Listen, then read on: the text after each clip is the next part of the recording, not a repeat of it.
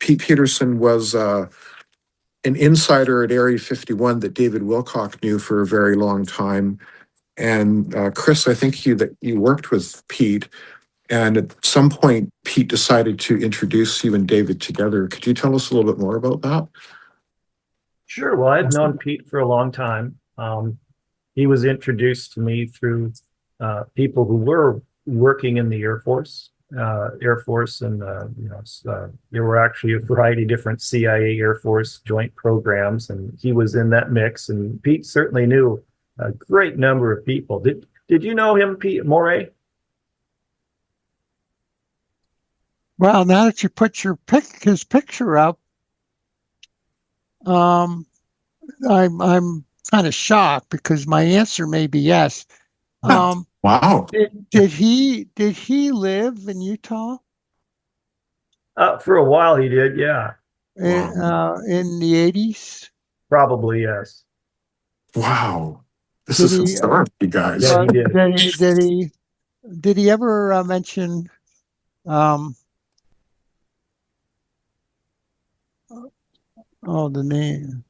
name slipped my mind. Did he ever mention he worked with David Faust? Yes. He was when I've been at meetings with David Faust and Pete. Wow. This is very cool, you guys. Very cool. I think he even mentioned he knew you. Yeah, yes, he did. Okay. Wow. This is cool, guys. I am kind of shocked because I didn't realize. I knew because the name Pete Peterson is somewhat common. There are other Pete Petersons. Right. Yeah. Well, I never realized you're talking about the same guy that I happen to know. Wow. Did Vernon Wolf? Did he ever mention the name Vernon Wolf? A lot. Yes. Vernon Wolf. Yes. He was the one to introduce me to Vernon Wolf. Okay. Who was doing a consciousness kind of course, consciousness seminar, and he felt that Vernon Wolf's was the best. So we're in a car together, 1986, Dave Faust, me, and Pete Peterson. Wow. And we're driving to a conference, I think, in Denver from here in Utah. And boy, he just, the whole time going down out to the conference, coming back, he was just raving about Vern Wolf's consciousness program and things like that. And then he caused me to say, okay, I want to meet this guy. And he's right here in Provo, Utah. I'm in Orem, Utah. So we're in the same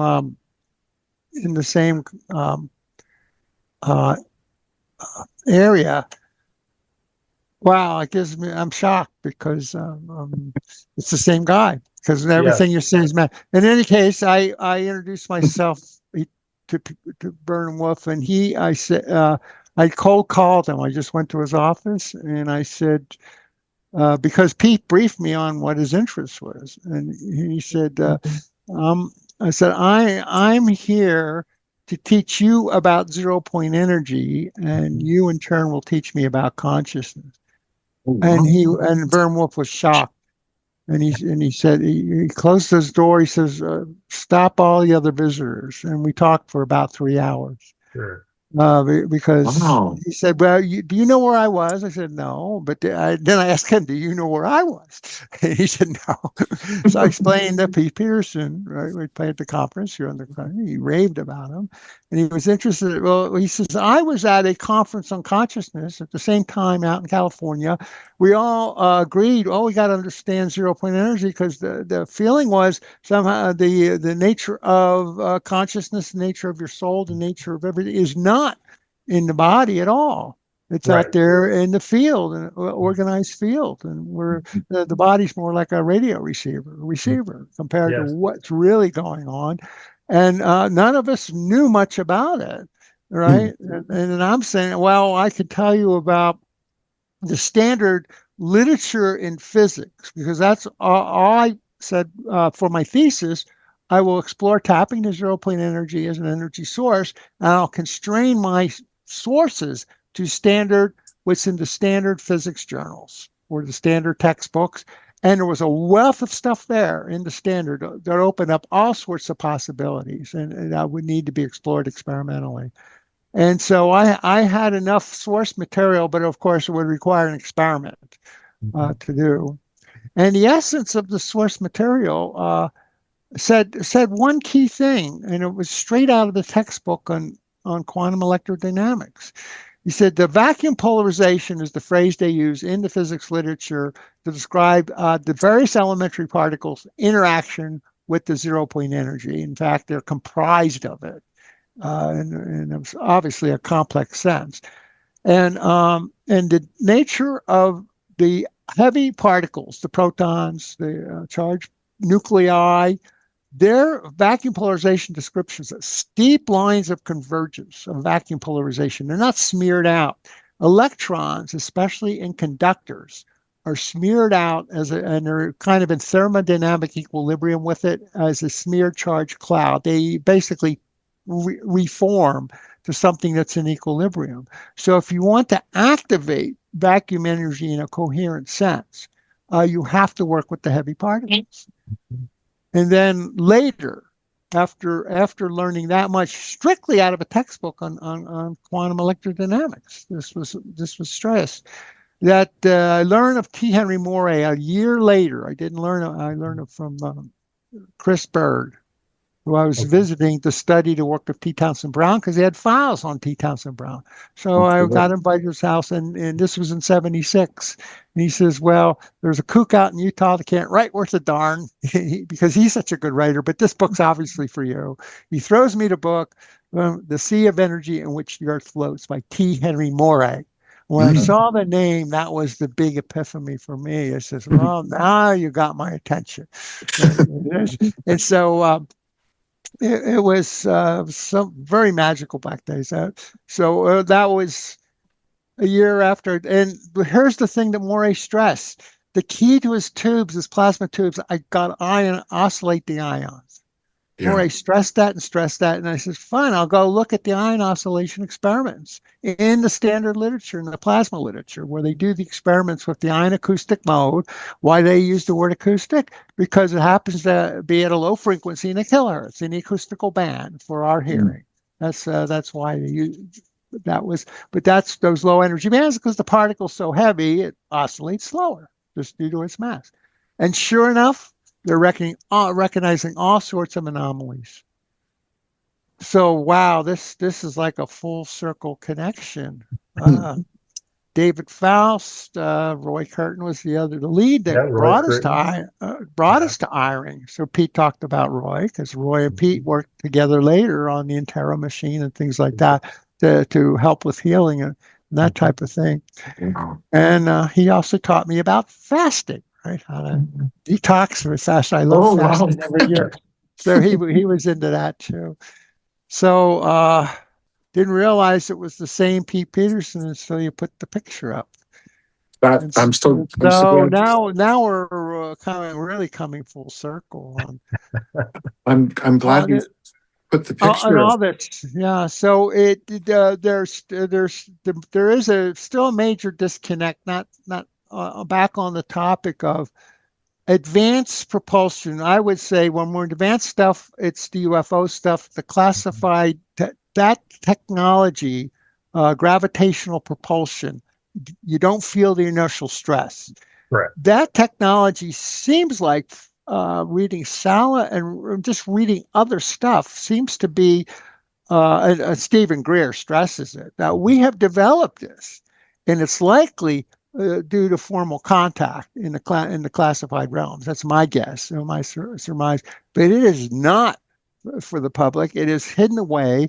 It's classified. It's using that technology, which makes me conclude we could not get that advance that quickly as far as the steering and controlling of it without the alien help, without formal contact that presumably happened way back in the 50s. You heard the story of Eisenhower and the contact and things like that. With Val Ford. So that's my personal belief. I don't have any proof because I'm not privy to any classified stuff. It's just simply, I'm just connecting dots logically. If we're that advanced and get accelerated alone, and the contact's here. And the reason the contact was started is because blowing up nukes and all that was our Yep. calling card to say, hey, everybody out there, we're dangerous. And so it was a neat contact. It fits together, and that all this is happening. That, oh, if we just do any standard propulsion, right? Maybe a little bit of electrostatic charging to help with ions, and so you can go hypersonic and things like that. That's still in the realm of standard science. Where the scientific community gets off is saying, oh, I can't believe you could actually get some control of the 0 point energy. They have a model of noise. It's just random in the background, and so they don't even apply the obvious point of look what it says in quantum electrodynamics.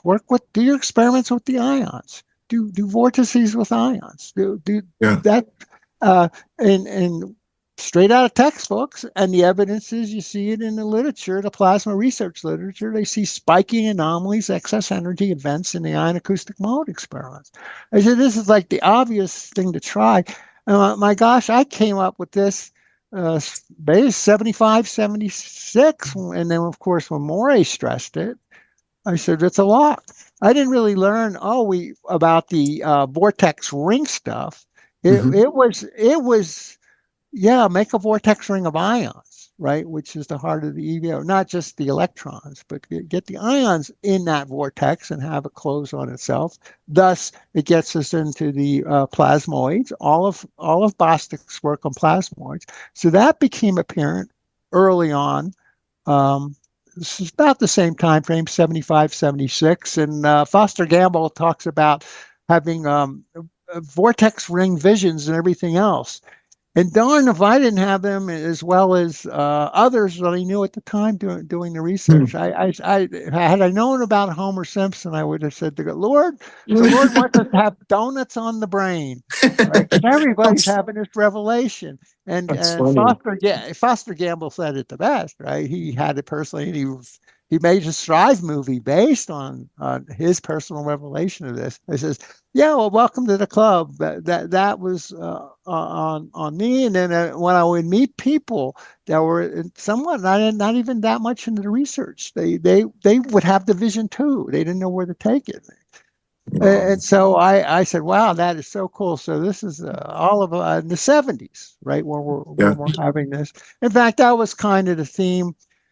The first paper of my first book, Tapping the 0 Point Energy, that paper I presented in 1978, essentially it was my PhD thesis topic, proposal, if you will. I said, here's what will involve the vortex ring. It seems to be involved, and the ion oscillation seems to be involved, and the references to the standard literature on ions being the activator for the vacuum energy, the orthogonal flux model, which really was too complicated to develop, came from John Wheeler, going all the way back to 57 when he wrote Geometric Dynamics in 62, but his original paper, I think, was in late 50s in the Physical Review.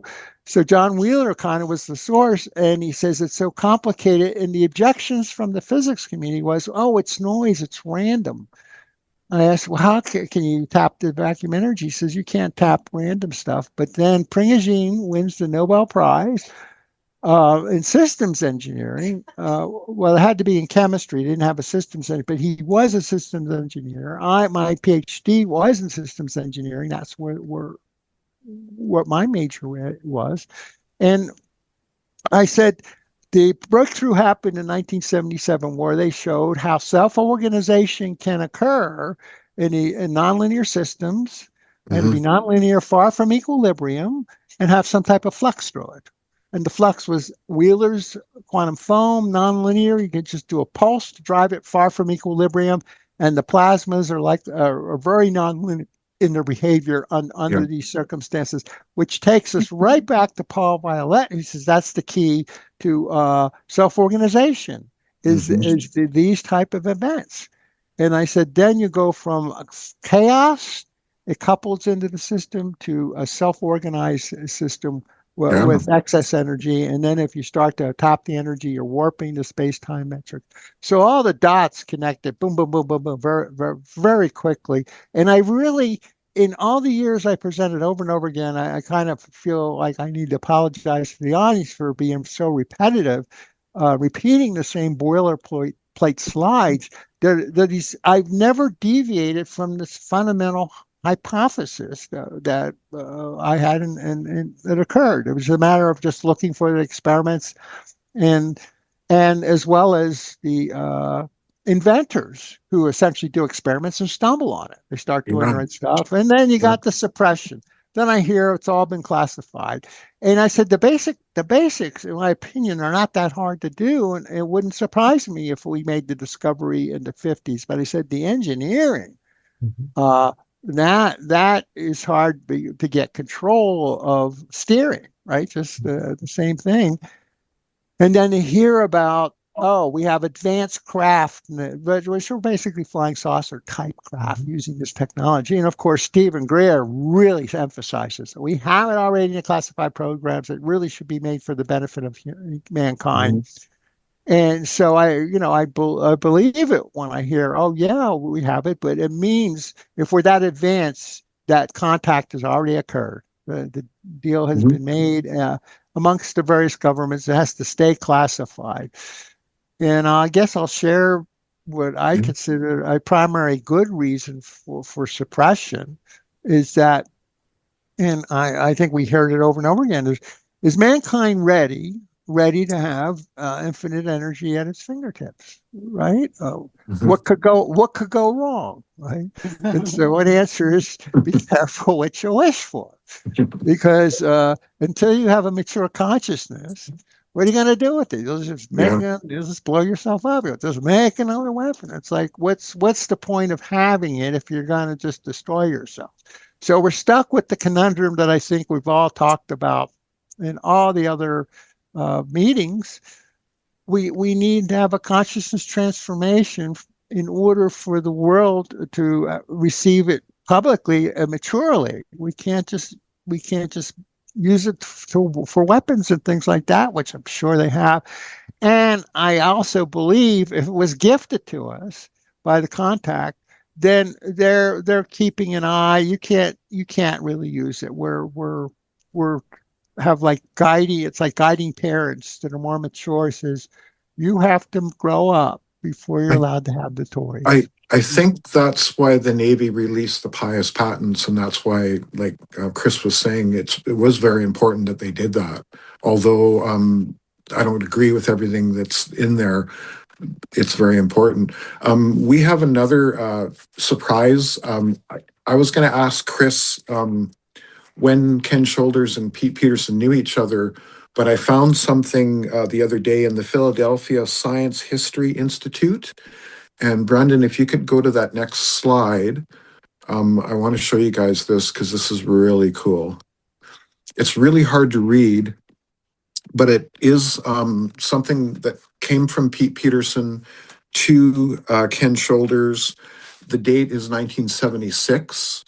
And some of the talk there is about a bismuth wound dielectric motor disappearing, physically vanishing. And this was, just a card that was found in the Science History Institute. So Chris, could you tell us a little bit more about the relationship between Pete Peterson and Ken Shoulders and when they met each other and how much they worked together? Well, I knew they went back quite a ways, probably long before 1976. So Okay.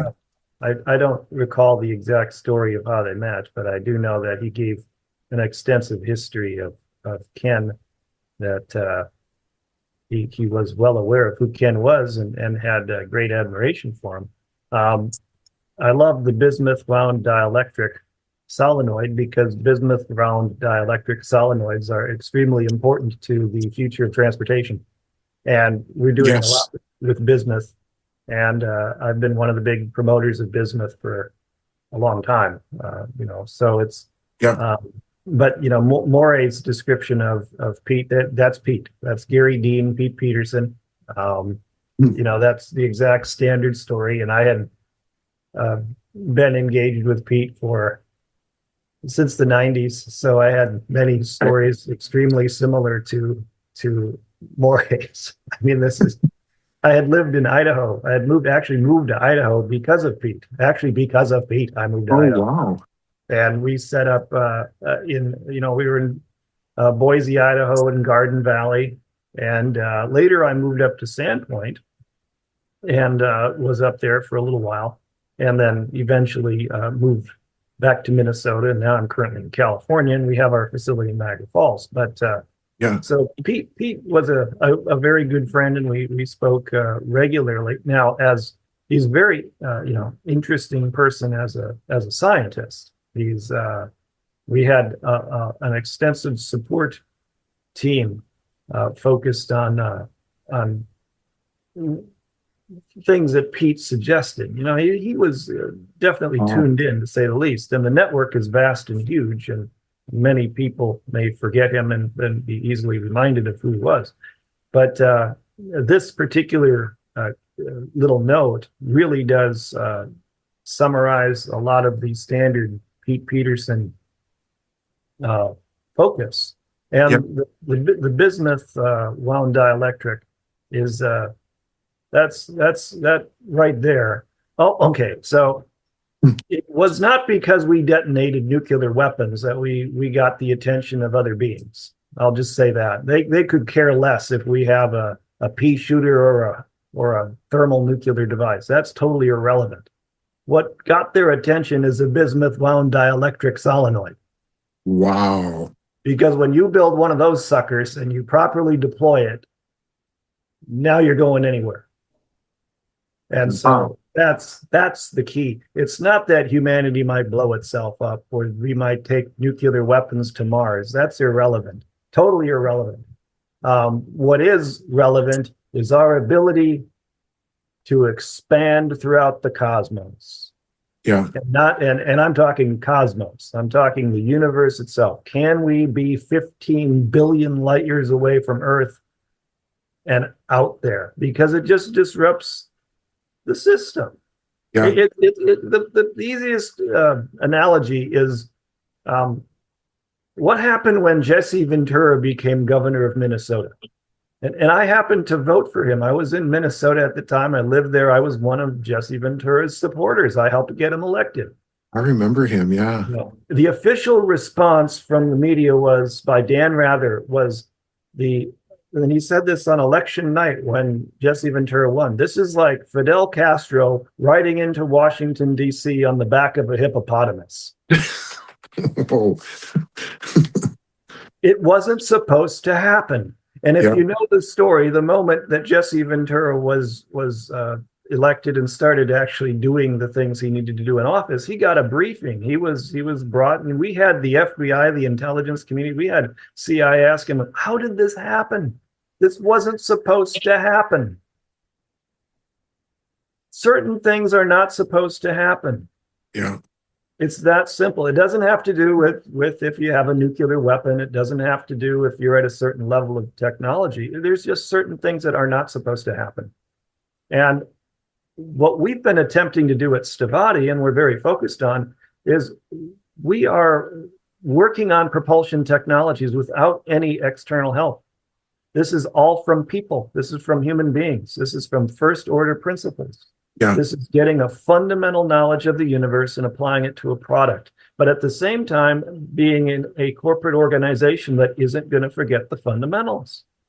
And the fundamentals are free. I mean, these are things that you advertise. And I'll just say, hey, to the entire universe out there, if you want to understand a little bit about exotic propulsion, explore this line right here, bismuth wound dielectric.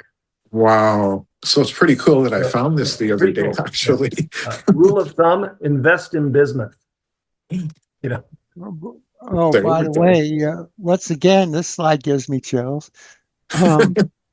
Yes. Let me tell you the backstory on my experience to the date 9/17/76. Well, that's summer. That's when Dave Faust and I drove and can't remember. drove down to meet Chris Bird and read his files on T. Townsend Brown. He said he had all the collection from before the war. He had the huge collection of files. It happened to be that the Psychotronics Conference, #2, was right there in Washington, D.C. And Chris says, I want you to do me a favor. This was like on Saturday. I want you to rubber hose this guy you're going to meet and see if he's for real. And the guy was J.G. Gallimore. The 1976 Psychotronics Conference happened to be in Washington, D.C., where Chris Bird lived. Way. And then he took us over there to meet them and and watch other speakers at the conference. And my impression was, as I was listening to them, I said, what a bunch of kooks. And little did I know, a few short years later, I would be joining them. Because I was nobody else would have me at a conference. They were the only ones that would allow me that would have me speak on the topic of 0-point energy. So we got to meet J.G. Gallimore back then, and he even spent a night at my house years later visiting. Wow. He liked to play chess, so we played chess that night. No way. And so, but this idea of bismuth wires, and it was rare. T. Henry Moray did use that type of material. I don't think it was part of his diode setup, his crystalline setup. He was using bismuth as well, but bismuth wire around a dielectric. That is